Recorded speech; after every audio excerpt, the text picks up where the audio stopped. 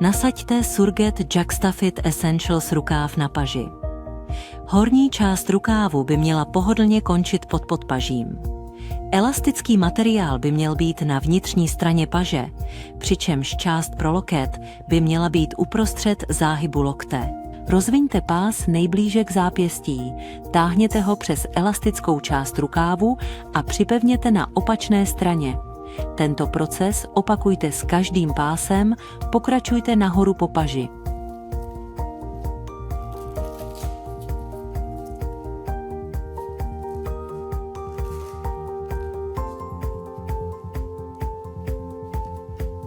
Oděv by měl ležet rovně a bez záhybů proti paži. Nastavte každý pás na pevnou a pohodlnou úroveň komprese. Ujistěte se, že pásy jsou umístěny ve střídavém pořadí.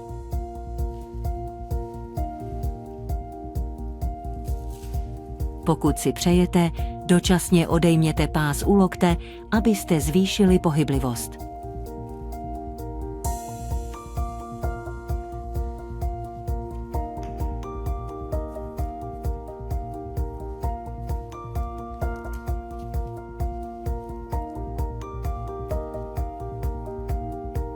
Jakmile jsou všechny pásky zajištěny, prohlédněte oděv kvůli mezerám nebo záhybům.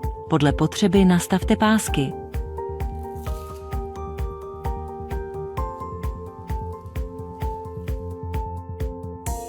Pro úpravu oděvu na vaši určenou úroveň komprese vezměte kartu BPS a srovnejte černý trojúhelník na kartě s jednou z BPS linií na náramku. Všimněte si, kde se druhá BPS linie srovnává s rozsahy komprese na kartě. V tomto případě pacient potřebuje 20 až 30 mm rtuti. Pokud je zapotřebí větší komprese, utáhněte pásmo, dokud nebude dosaženo správného rozsahu komprese.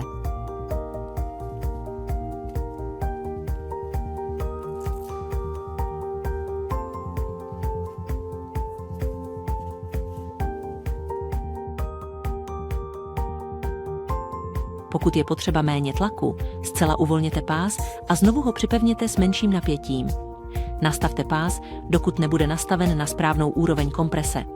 Opakujte tento proces s každým pásem směrem nahoru po paži. Ujistěte se, že každý pás nastavujete na stejnou úroveň komprese. Podle potřeby upravujte pásky během dne, aby poskytovaly pevnou a pohodlnou kompresi. Chcete-li sundat Surget Juxtafit Essentials Arm, odpojte všechny pásky, počínaje horní páskou. Složte každou pásku tak, aby suché zipy zůstaly čisté. Sejměte oděv.